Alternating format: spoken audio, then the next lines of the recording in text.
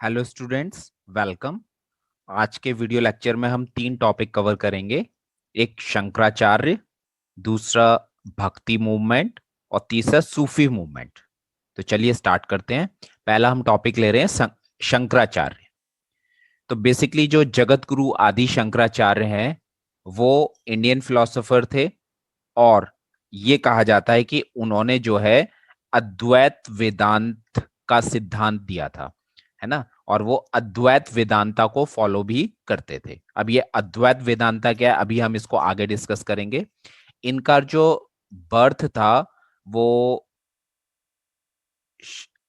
श्रीनेगरी records में मिलता है, और ये बताया जाता है कि जो आदि शंकराचार्य हैं उनका जो बर्थ था वो विक्रमादित्य के टाइम में हुआ था, मतलब लगभग 14 सेंचुरी बीसी में इनका जन्म हुआ था। लेकिन ये जो है अनक्लियर है, इसमें कई सारे मत मिलते हैं, और रिसर्च में अभी मतलब इनका जो टाइम है वो एक तरह से पूरी तरह से क्लियर नहीं हो पाया है कि एग्जैक्टली इनका कब बर्थ हुआ था। लेकिन जो सबसे ज्यादा रेलिवेंट है वो यही है कि 7th सेंचुरी बीसी में इनका बर्थ हुआ था। And he was born in southern Indian state of Kerala according to oldest biographies in a village named Kaladi। Kalari village में इनका जन्म हुआ था जो केरल में है। और आज की डेट में अगर हम कोचीन देखते हैं केरल में, है ना, तो वहां पे इनका जन्म हुआ था। ठीक है। In the 8th century, Jagadguru Adi Shankaracharya integrated diverse thought and practices through his philosophy of Advait Vedanta. Shankaracharya's work in Sanskrit discuss the unity of the Atma and Nirgun Brahma without attributes. तो basically इन्होंने जो philosophy दी वो अद्वैत वेदांता की philosophy दी। उस time पे जितने भी मत चल रहे थे, जितने भी थॉट्स वगैरह चल रहे थे या प्रैक्टिस चल रही थी, उन सबको इन्होंने अच्छे से प्रैक्टिस करने के बाद, अच्छे से स्टडी करने के बाद जो इनको ज्ञान की प्राप्ति हुई उसके बेस पे इन्होंने अद्वैत अद्वैत वेदांता का सिद्धांत दिया। और इन्होंने बेसिकली जो भी वर्क लिखा वो संस्कृत में लिखा, और इसमें यह बताया गया है कि अल्टीमेटली जो हमें साल्वेशन मिलता है या जो मोक्ष की प्राप्ति होती है उसमें जो आत्मा होती है वो ब्रह्म के साथ मिल जाती है। जो एक पूरे एग्जिस्टेंस के अंदर ब्रह्म प्रेजेंट है, जिसको निर्गुण ब्रह्म कहा गया है, तो उसके साथ जो है यूनिटी हो जाती है आत्मा की। ठीक है। ही रोट मैनी कमेंट्रीज, ब्रह्म सूत्र, principal Upanishad and Bhagavad Gita. इन्होंने जो है आदि शंकराचार्य जी ने भगवत गीता के ऊपर या जो उपनिषद हैं या जो ब्रह्म सूत्र हैं उनके ऊपर बहुत सारा लिटरेचर लिखा है। उनको पढ़ के उनको सिंपल वे में कमेंट्रीज दी हैं। इन्होंने बहुत सारे इंडियन सब कॉन्टिनेंट्स को टूर किया है और अपनी फिलॉसफी को जगह जगह फैलाया। इन्होंने जो और थिंकर्स थे और फिलोसोफर थे उस टाइम के, उनके साथ डिबेट किया, है ना, उनके साथ डिस्कस किया, और उसके बेस पे अद्वैत वेदांता को इन्होंने प्रोपेगेट किया। He establish the importance of monastic life. उन्होंने ये बताया कि मोनेस्टिक लाइफ की इंपॉर्टेंस क्या है। मोनेस्टिक लाइफ मतलब एक तरीके से साधु या सन्यासी या जो एक जगह से दूसरी जगह घूमते घूमते रहते हैं, उनकी लाइफ की क्या इंपॉर्टेंस है। और as sanctioned in the Upanishad and Brahma Sutra in a time when the Mimamsa school established strict ritualism and ridiculed monasticism। मीमांसा स्कूल अभी ये हमने जो है पिछले जब हमने सिक्स सिस्टम ऑफ फिलोसफी पढ़ा था उसमें मीमांसा फिलोसफी पढ़ी थी। तो मीमांसा फिलोसफी के अंदर रिचुअल्स के ऊपर ज्यादा ध्यान दिया गया था। तो जिस टाइम पे रिचुअल्स के ऊपर ज्यादा ध्यान दिया गया था वहां पे इन्होंने ये बताया कि सिंपल वे में भी हम अपनी लाइफ को कैसे चला सकते हैं। और बेसिकली जो भी इनकी टीचिंग्स थी वो उपनिषद और ब्रह्म सूत्र के ऊपर बेस्ड थी। इन्होंने अद्वैत वेदांता को प्रोपेगेट करने के लिए, उसका प्रचार प्रसार करने के लिए, है ना, इन्होंने 4 मठ, जिसको मॉनेस्ट्री बोल सकते हैं, ये मैथ्स नहीं है, है ना, मठ मठ, उनकी स्थापना की। और ये मठ हैं चारों दिशाओं में, इंडिया की चारों दिशाओं में है। तो जैसे बद्रीनाथ, द्वारका, पुरी, और जहां पे इनका जन्म हुआ था श्रृंगेरी। ठीक है। He established them to propagate the philosophy of Advait Vedanta and to promulgate the concept of Sanatan Dharma। अद्वैत वेदांता की फिलॉसफी को प्रोपेगेट करने के लिए, उसका प्रचार प्रसार करने के लिए और सनातन धर्म की रक्षा के लिए इन्होंने इन 4 मठों की स्थापना की थी। इनके जो लाइफ है वो बहुत छोटी रही है। 32 की एज में इनकी डेथ हो गई थी। मतलब देखिए 32 की एज में ही इन्होंने मतलब कितना बड़ा काम किया, ठीक है। और जो उत्तराखंड में केदारनाथ है आज की डेट में, वहां पे इनकी डेथ हुई थी, ठीक है। इनका वर्क देखें तो जैसे मैं वर्क हमने थोड़ा सा डिस्कस कर ही लिया है। His work are the foundation of Advaita Vedanta school of Hinduism, Advaita Vedanta. Shankaracharya is most known for his systematic reviews and commentaries भाष्य on ancient Indian text। और शंकराचार्य को इसीलिए भी जाना जाता है कि जो एंशियंट हमारे इंडिया के टेक्स्ट हैं, चाहे वो भगवत गीता हो, है ना, चाहे वो आपके उपनिषद हो या ब्रह्म सूत्र हो, उनका सिस्टमैटिक रिव्यू किया है और उसके ऊपर कमेंट्रीज लिखी हैं। His masterpiece of commentary is the ब्रह्म सूत्र भाष्य। जो उनका एक मास्टरपीस कहलाता है लिटरेचर, उसका नाम है ब्रह्म सूत्र भाष्य।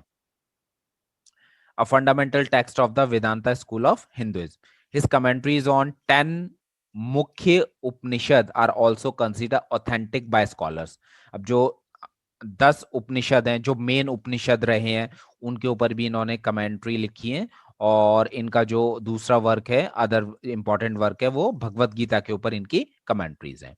नाउ कॉन्सेप्ट ऑफ अद्वैतवाद, है ना, द्वैत माने बेसिकली होता है टू, और अद्वैत का मतलब होता है सिंगल, वन। तो नॉन ड्युअलिटी फिलॉसफी है इनकी। तो अद्वैत Vedanta is school of Hindu philosophy and is classic system of spiritual realization in Indian tradition। The term Advait refers to the idea that Brahman or Brahm alone is ultimate real। तो basically इन्होंने कहा है कि इस पूरे existence में जो एक रियलिटी है, अल्टीमेट रियलिटी है, वो ब्रह्म है ना, जो हायर लेवल की कॉन्शियसनेस है, चेतना है, जो पूरे इस एग्जिस्टेंस में व्याप्त है। तो उस ब्रह्म को कहा गया है कि वो क्या है, वो एक सिंगल रियलिटी है। सिंगल की बात कर रही है, इसलिए यहाँ पे इसका टर्म का क्या नाम है, अद्वैत। अगर खाली द्वैत होता तो वो ड्यूअल हो जाता। The phenomenal transient word is an illusionary appearance of Brahm, and the true self, Atma, is not different from Brahm। और ये बताया गया है कि जो ब्रह्म को नहीं समझता है ना, तो उसका इल्यूजरी अपीयरेंस जो है वो ये वर्ड है, ये संसार है, जिसको माया कहा गया है। तो ह्यूमन बीइंग इस माया के संसार में हमेशा क्या रहता है, फंसा रहता है।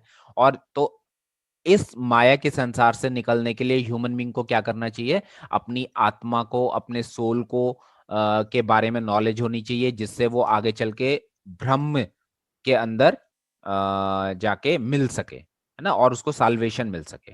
तो आत्मा इज नॉट डिफरेंट फ्रॉम ब्रह्म। और ये भी कहा गया है कि जो हमारा सेल्फ है या जो आत्मा है, वो ब्रह्म से डिफरेंट नहीं है। Originally known as Purushvad and Mayavad, the follower of this school are known as Advaita Vedantins. तो पहले जो है अद्वैतवाद को या अद्वैत फिलॉसफी को पुरुषवाद और मायावाद कहा जाता था, है ना। तो पुरुषवाद बेसिकली सोल से रिलेटेड है, और मायावाद जो हमने बात करी, ये जो पूरा एक संसार है जो जिसको माया कहा गया है ना। और इसके जो पहले फॉलोअर्स हुआ करते थे उनको अद्वैत वेदांती कहा जाता था, ठीक। अब नेक्स्ट है इसमें हमारा भक्ति मूवमेंट, ठीक। तो भक्ति मूवमेंट बेसिकली क्या था, भक्ति मूवमेंट जो है मिडीवियल पीरियड में स्टार्ट हुआ था। और ये मूवमेंट जो है बेसिकली भक्ति मूवमेंट एक नेशन वाइड मास मूवमेंट बन गया था, आगे चल के एक पब्लिक का मूवमेंट बन गया था। This movement contribute to reduce the mutual bitterness and struggle of Hindu and Muslim religion. तो मिडीवियल पीरियड में तो हम जैसे जानते हैं कि फॉरेन से मुस्लिम्स भी आ गए थे, जो फॉरेन इन्वेडर्स थे उनके साथ मुस्लिम्स भी आ गए थे, और मुस्लिम राजा रहे थे। और उस टाइम पे बहुत सारे जो हैं मुस्लिम लोग भी रह रहे थे, लेकिन वो हिंदुओं के साथ उनका हमेशा एक उनके आपस में बिटरनेस रहती थी, उनमें लड़ाई झगड़े ज्यादा हुआ करते थे। तो ये जो भक्ति मूवमेंट है, इस भक्ति मूवमेंट ने दोनों के बीच की जो कड़वाहट थी हिंदू और मुस्लिम के बीच की, उसको दूर करने में बहुत इंपॉर्टेंट रोल प्ले किया है। It is said that the rise of Sufism was actually a product of this religious movement of Hindus। अभी हम आगे सूफी मूवमेंट पढ़ेंगे, तो ये कहा जाता है कि जो सूफी मूवमेंट निकला मुस्लिम्स के अंदर, वो बेसिकली इसी भक्ति मूवमेंट से निकला है। The preachers and reformers of this movement aroused consciousness in India and created a new wave of progressive ideas. अब जो भी भक्ति मूवमेंट के प्रीचर्स थे, जो भी रिफॉर्मर्स थे, जो भक्ति मूवमेंट को बेसिकली टीच किया करते थे, उन्होंने इंडिया के अंदर एक नई चेतना जगाने का काम किया और लोगों के अंदर प्रोग्रेसिव आइडिया लाने का काम किया। It gave a direction to Indian culture and society, और यहाँ से भक्ति मूवमेंट के थ्रू इंडियन कल्चर को और इंडियन सोसाइटी को एक नया डायरेक्शन मिला। This movement stirred human sentiments while strengthening the individualistic ideology in which direct contact with God through devotion was considered necessary. भक्ति मूवमेंट में यह बताया गया कि आप भगवान को पा सकते हो, भगवान के बहुत समीप जा सकते हो, उसके लिए आपको डिवोशन चाहिए, भक्ति करनी पड़ेगी, है ना। ये इसीलिए इसको भक्ति मूवमेंट कहा गया है। और इसमें जो इंडिविजुअल की आइडियोलॉजी है उसको बेसिकली यहाँ पे स्ट्रेंथ करने का काम किया गया है। और जो स्पेशल एम्फेसिस दिया गया है वो साल्वेशन पे दिया गया है कि डिवोशन के थ्रू साल्वेशन को पाया जा सकता है। और साथ में हम और कैसे साल्वेशन को पा सकते हैं, रिनंसिएशन इन एंजॉयमेंट, एंजॉयमेंट का त्याग करना है, कास्ट सिस्टम को का त्याग करना है, और एस्टेब्लिशमेंट ऑफ क्लासलेस एग्लिटेरियन सोसाइटी, एक इस तरह की सोसाइटी बनानी है जिसके अंदर कोई भी क्लास नहीं होगी, है ना, सब बराबर होंगे, सब इक्वल होंगे। ठीक है, तो ये बेसिकली भक्ति मूवमेंट है। अब रीजन क्या था भक्ति मूवमेंट के स्टार्ट होने का? ये था भक्ति मूवमेंट के स्टार्ट होने का बेसिकली जो मेजर रीजन था, फर्स्ट रीजन ये था, वो था प्रीडोमिनेंस ऑफ बिगॉट्री। बिगॉट्री का मतलब होता है कट्टरता। जो भी धर्म थे उनमें कट्टरता ज्यादा आ गई थी, है ना। और बहुत सारे रिचुअल्स जो हैं, कर्मकांड जो है, वो हिंदू धर्म में आ गए थे। सेकंड रीजन था for this movement was the coming of the Sufi saints and other Hindu saints and Mahatmas into contact with each other and avoiding the defects of bigotry of them. दूसरा ये भी इंपॉर्टेंट रीजन था कि कई सारे जो हिंदू से संत थे, महात्मा थे, वो सूफी संत के कांटेक्ट में आए, उन्होंने आपस में अपने व्यूज शेयर किए, जिसके बेस पे धर्मों के अंदर जो एक कट्टरता थी उसको दूर करने में हेल्प मिली। थर्ड रीजन क्या था? Third reason for this movement was to show the straight forward path of devotion in place of Vedic complex ritual of Hinduism. जो हिंदू धर्म के अंदर रिचुअल्स थे, वैदिक कॉम्प्लेक्स रिचुअल्स थे, उनको हटा के, है ना, एक डिवोशन के लिए एक स्ट्रेट फॉरवर्ड पाथ लाना था, जिससे कि ह्यूमन बीइंग इजीली डिवोशन करके भगवान को पा सके या भगवान के और नजदीक जा सके।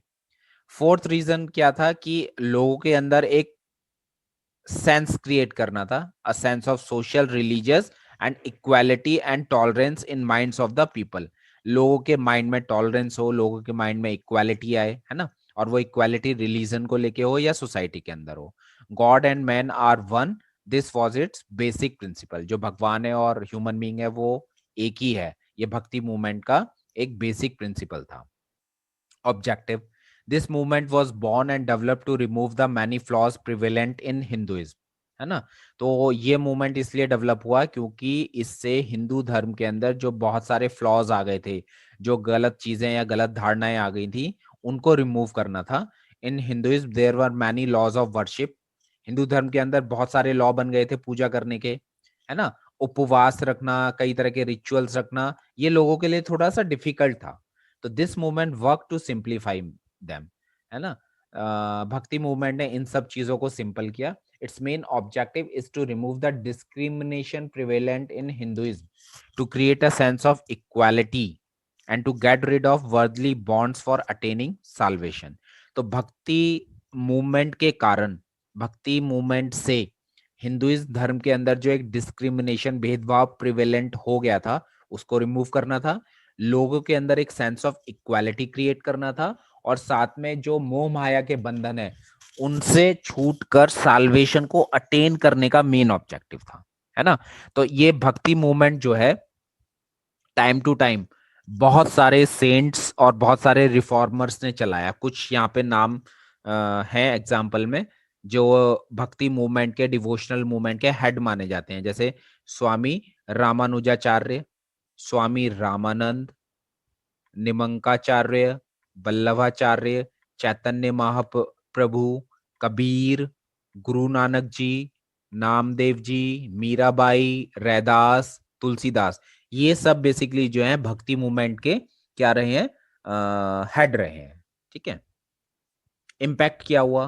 तो इम्पैक्ट बेसिकली यही हुआ कि लोग जो है एक दूसरे को इक्वल समझने लगे, इक्वालिटी ह्यूमन बीइंग के अंदर आना शुरू हो गई, कास्ट डिस्क्रिमिनेशन रिमूव होने लगा, है ना, हिंदू मुस्लिम जो है वो यूनिटी इंक्रीज होने लगी, फिर लोअर क्लास की रिस्पेक्ट इंक्रीज होने लगी, जो कर्मकांड रिचुअल्स फैल गए थे वो कम होने लगे धीरे धीरे, उसके बाद जो गुरु की एक इम्पोर्टेंस थी वो एनहांस हुई। ठीक है। और अगर हम देखें नेशनल पॉइंट ऑफ व्यू से, तो बेसिकली जो हिंदू और मुस्लिम्स थे उनके बीच में एक कोऑर्डिनेशन डेवलप हुआ, जिसके कारण वो एक दूसरे के सामने नतमस्तक, है ना, एक दूसरे का मतलब एक तरह से वो क्या करने लगे, एक दूसरे को रिस्पेक्ट देने लगे, और आपस में एक दूसरे के पूजा पाठ में, एक दूसरे की रिलीजियस सेरेमनी में भी वो क्या करने लगे, पार्टिसिपेट करने लगे। तो in this way it is clear that Bhakti movement was the revolutionary movement of that time. तो भक्ति मूवमेंट जो है एक रिवोल्यूशनरी मूवमेंट है उस टाइम का, मिडिवल टाइम का। The saints and Mahatma of that era gave their religious views, principles, and sermons, not only taught the general public the lesson of social and religious unity, but they also showed the true path of God, attainment and religion. तो उस time पे भक्ति movement के जो भी cents या महात्मा रहे हैं, उन्होंने लोगों को रिलीजियस, धार्मिक यूनिटी में तो बांधा ही है कि सभी धर्म बराबर हैं, सभी धर्मों का सम्मान करना चाहिए। सोसाइटी के अंदर एक इक्वालिटी लाने की भी कोशिश करी, जहां तक वो काफी हद तक सफल भी हुए, लेकिन साथ में उन्होंने एक रास्ता भी बताया जिससे हम गॉड को अटेन कर सकते हैं, है ना, रिलीजन को अटेन कर सकते हैं। True path of God, attainment and religion. The true followers of those saints and mahatma are still following their path and making their lifes meaningful and fulfilling. अब जो सच्चे फॉलोअर्स हैं इन सेंट्स और इन महात्मा के, इन संतों के और इन महात्माओं के, वो आज भी इस पाथ को फॉलो करते हैं और अपनी लाइफ को मीनिंगफुल और फुलफिल करते हैं। अब नेक्स्ट इसमें हमारा टॉपिक है सूफी मूवमेंट। ठीक है, सूफी मूवमेंट। तो just the bhakti movement started among the Hindus in medieval India. In the same way, Sufism emerged on the basis of love devotion among Muslims. तो जैसे हिंदुओं के अंदर मिडिवल पीरियड में भक्ति मूवमेंट स्टार्ट हुआ, वैसे ही मुस्लिम्स में सूफी मूवमेंट स्टार्ट हुआ। There are various opinions among scholars on the subject from where the word Sufi originated. अब बहुत सारे स्कॉलर्स हैं, उनके कई तरह के विचार हैं, जिसके बेस पे वो कहते हैं कि सूफी वर्ड जो है वो कहां से ओरिजिनेट हुआ। कुछ लोगों का मानना है the word originated from the word सफा। सफा जो वर्ड है उर्दू का, उससे ये बेसिकली बना है। सफा का मीन होता है पवित्र, सैक्रेड, है ना। Among the Muslim the saints who lived a life of purity and sacrifice were called Sufis. और मुस्लिम्स के मुस्लिम्स में जो सेंट्स हुए हैं, जो अपनी लाइफ को एक प्योरिटी की फॉर्म में या एक त्याग के फॉर्म में जीते हैं, सिंपल वे में जीते हैं, उनको सूफीज कहा जाने लगा। There is also an idea that the word Sufi originated from suffa. एक और आइडिया स्कॉलर्स देते हैं कि ये जो वर्ड सूफी है सुफा से बना है, जिसका मतलब होता है वूल, ऊन। ठीक है। तो after Muhammad sahib, saints who used to preach their views by wearing woollen clothes, they were called Sufis. Muhammad sahib जो थे, जिन्होंने इस्लाम की स्थापना की थी, उनके जाने के बाद ऐसे संत जो उनके व्यूज को प्रीच किया करते थे, वो ऊनी कपड़े पहन के टीच किया करते थे, इसलिए उनको क्या कहा गया, उनको सूफीज कहा गया। कुछ स्कॉलर्स का मानना है कि ये जो सूफी वर्ड है ग्रीक वर्ड सोफिया से आया है, जिसका मीनिंग होता है नॉलेज। ठीक है। तो अलग अलग मत है इसमें। Sufis are those who are concerned with the simplicity, purity, equality, and generosity of Islam. Sufis have generosity, ठीक है, of Islam. Sufis have two main stream related to Allah and the word. Basically जो Sufi हैं उनको ये कहा जाता है कि बहुत सिंपल तरीके से रहते हैं, प्योर होते हैं, है ना, सभी लोगों को इक्वल समझते हैं, काइंड होते हैं, जेनरस होते हैं. और जो सूफीज हैं उनके बेसिकली दो मेन स्ट्रीम है. कौन कौन से हैं? एक है वजूदिया और एक है सऊदिया, है ना. तो वजूदिया कौन हुए? Those who existed in the Indian context were more liberal, had a greater inclination towards mysticism and kept a distance toward radical Islam, है ना. तो वजूदिया बेसिकली वो सूफीज हैं जो लिबरल हैं, इंडिया में, इंडिया पॉइंट ऑफ व्यू से हम बात कर रहे हैं, जो लिबरल हैं और जो एक रेडिकल इस्लाम है जिसको हम बोलते हैं ना, हर एक धर्म में होता है बेसिकली. तो रेडिकल इस्लाम का मतलब है जो कट्टरवाद है उससे ये दूर रहते हैं. kept a distance toward radical Islam. So they did not promote Islam. तो ये इस्लाम के प्रचार प्रसार के लिए काम नहीं करते. Most of the Sufis of the Sultanate period were of this ideology, है ना. सऊदिया क्या होते हैं? ऑन द कॉन्ट्रेरी, सऊदिया stream was much closer to orthodox Islam in which there was not so much emphasis on mysticism but on the propagation of Islam. जो सऊदिया सूफी होते हैं वो बेसिकली इस्लाम के प्रचार प्रसार के लिए काम करते हैं. अगर हम सूफी सेंट्स के लाइफ ऑफ प्रिंसिपल्स की बात करें तो इन ये जिस घर में रहते हैं, है ना, उस घर को कहते हैं खानखा, ठीक. The spiritual area free from state control is called विलायत. ये इनका एक स्पिरिचुअल एरिया होता है जो राज्य की जो भी सल्तनत है ना, जो भी अथॉरिटी है राजा की, उस अथॉरिटी से फ्री होता है. तो उस एरिया को बोला जाता है विलायत इन सूफी टर्मिनोलॉजी. और जो सूफी संत हैं उनका जो सक्सेसर होगा आगे चल के, जो सूफी संत बनेगा, उसको बोला जाता है वली. Sufi saints live a very simple life. इनकी जो लाइफ होती है बहुत ज्यादा सिंप्लिसिटी और प्योरिटी से भरी हुई होती है ना. ये वॉलेंट्री पॉवर्टी को एक्सेप्ट करते हैं, गरीबी में रहते हैं. They consider personal property as hindrance to spiritual growth. इनका मानना है कि आध्यात्मिक ग्रोथ के लिए जो पर्सनल प्रॉपर्टी होती है वो हिंड्रेंस होती है, रुकावट का काम करती है. तो ये सुख सुविधाओं से दूर रहते हैं. There habitats were usually made up of mud. इनके जो घर होते हैं मिट्टी के बने होते हैं. हालांकि बहुत सारे जो सूफी सेंट्स हैं वो मैरिड थे, but they had not left in life of simplicity. उन्होंने कभी भी सिंप्लिसिटी की लाइफ को नहीं छोड़ा. कई बार ये भी होता था कि जो सुल्तान हुआ करता था, राजा हुआ करता था, वो इनको कई तरह के रैंक और वेल्थ देने का प्रपोज करता था, लेकिन बेसिकली ये उसको डिनाई करते थे. These Sufis did not accept any title for themselves, nor did they take any stipend.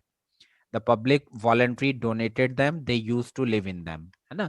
जो पब्लिक इनको दान देती थी उसी से ये अपना घर बार चलाते थे. These saints used to fast for suppression of physical desire. अपनी फिजिकल सप्रेशन को खत्म करने के लिए, फिजिकल डिजायर्स को सप्रेस करने के लिए उपवास, व्रत या फास्ट रखते थे. इनके क्लोथ्स बहुत सिंपल हुआ करते थे और जनरली ये पॉवर्टी में रहते थे और फटे पुराने कपड़े ये पहना करते थे, ठीक है. इनका मानना था कि ह्यूमन बीइंग का जो माइंड है वो प्योर होना चाहिए, माइंड की प्योरिटी के ऊपर ज्यादा ध्यान देते थे. और ये कहते थे he believe that to achieve liberation निजाद the mind of man should be very pure. अगर आपको निजात पाना है, आपको लिबरेशन साल्वेशन पाना है, तो आपका जो माइंड है वो प्योर होना चाहिए, because God reside in pure mind. इनके अकॉर्डिंग जो गॉड है वो प्योर माइंड में ही रहते हैं.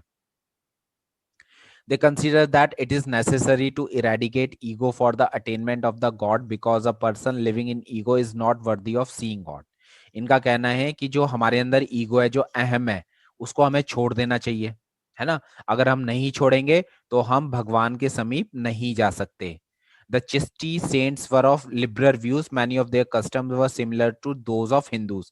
तो जैसे अभी हमने डिस्कस किया था कि भक्ति मूवमेंट से ही कहीं ना कहीं सूफी मूवमेंट निकला है. तो बहुत सारे जो कस्टम है उस टाइम पे मिडिवल पीरियड के अंदर, इनके बहुत सारे कस्टम जो है वो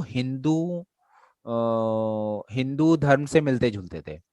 His main principle were love for God and service to man. He believed in the principle of Advaitvad. Due to this, many Hindus become his devotees. तो बेसिकली जो चिश्ती संत थे, अभी हम आगे पढ़ेंगे इस्लाम के अंदर, उनके बहुत सारे हिंदू भी जो थे वो डिवोटी थे.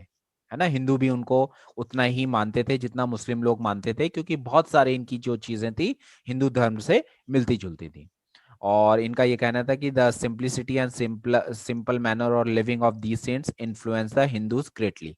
सिंपल तरीके से रहते थे, इनके अंदर सिंप्लिसिटी हुआ करती थी। They consider that ultimate duty of human being is to serve the sad and poor people. इनका भी ये मानना था कि ह्यूमन बीइंग की जो अल्टीमेट ड्यूटी है वो यही है कि जो दुखी लोग हैं, जो पुअर गरीब लोग हैं, उनको सर्व करना, उनकी केयर करना, है ना। अब हम बात करते हैं सूफिज्म इन इंडिया। तो advent of Sufism in India is said to be in the 11th and 12th century. 11th और 12th सेंचुरी के आसपास जो है सूफिज्म या सूफी मूवमेंट इंडिया में स्टार्ट हुआ था। और जो अर्ली सूफीज थे जो इंडिया में आके सेटल हुए थे वो थे अल हुजवारी, जो 1089 में डाई हुए। और उनको जो है बेसिकली दाता गंज बख्श के नाम से जाना जाता है ना। जो सूफीज थे वो अफगानिस्तान के रास्ते इंडिया में आए, अपने विल के अकॉर्डिंग आए, किसी ने उन्हें भेजा नहीं। ठीक है। उनका जो मेन एम्फेसिस था वो यही था, upon a pure life, devotional love and service to humanity. और इन्हीं कारण से वो बहुत ज्यादा पॉपुलर भी हुए। Now different school of Sufis. तो बेसिकली जो सूफीज स्कूल है वो, जो सूफीज्म है आगे चल के कई स्कूल्स में डिवाइड हो गया, तो उनको इस्लाम में बोला जाता है सिलसिला। कई सिलसिलों में डिवाइड हो गया, है ना। सिलसिला या सेक्ट, सेक्ट माने संप्रदाय। तो there are difference regarding the definite number of the sect. Their number believe to be up 175। 175 तक सिलसिला हुए हैं, सेक्ट हुए हैं, संप्रदाय हुए हैं।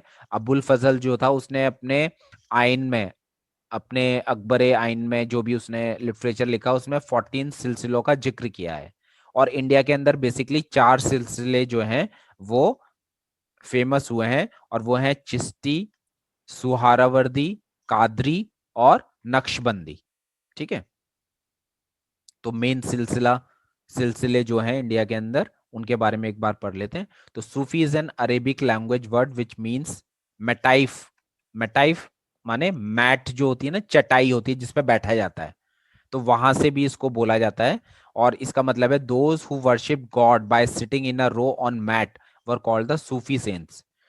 सूफी संत उनको बोला जाता है जो चटाई पे बैठ के, एक लाइन में चटाई पे बैठते हैं और गॉड को वर्शिप करते हैं। In a broad sense, Sufi was a class of Muslim thinkers who lived a simple life and gave prominence to self sacrifice, philanthropy and penance. ठीक है। नाउ 4 तरह के हम इसमें सिलसिले के बारे में पढ़ते हैं। पहला इसमें चिश्ती सिलसिला। द चिश्ती सिलसिला was founded in a village called Khwaja Chishti in India.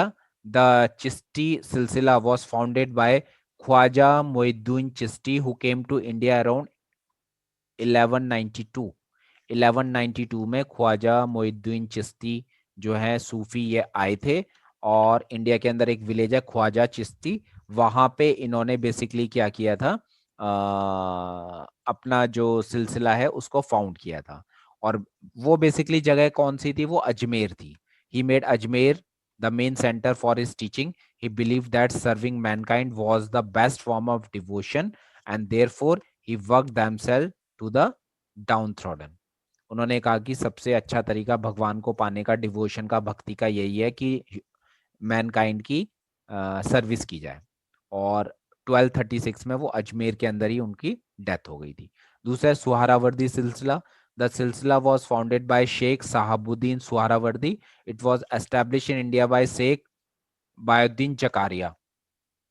ये सिलसिला जो है शेख साहबुद्दीन सुहरावर्दी ने बनाया था, लेकिन इनके आगे चल के जो शेख बयाउद्दीन जकारिया इंडिया में आए तो उन्होंने इंडिया के अंदर इसको एस्टेब्लिश किया था।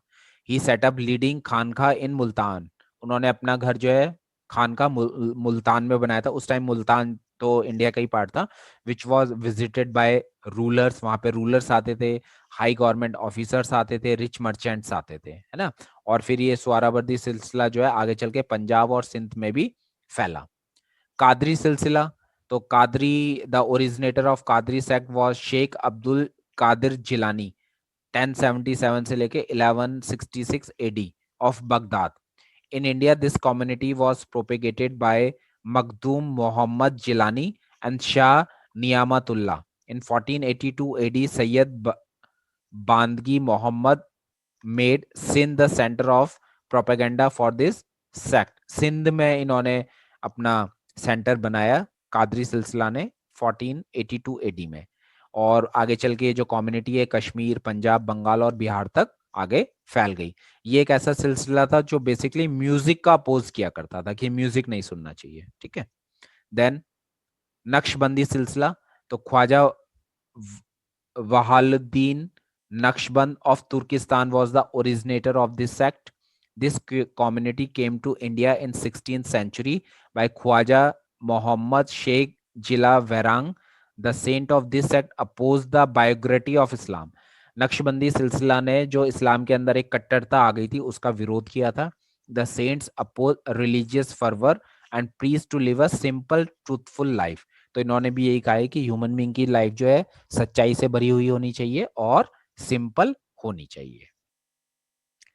तो आज के लेक्चर में हम इतना ही रखते हैं। Thank you.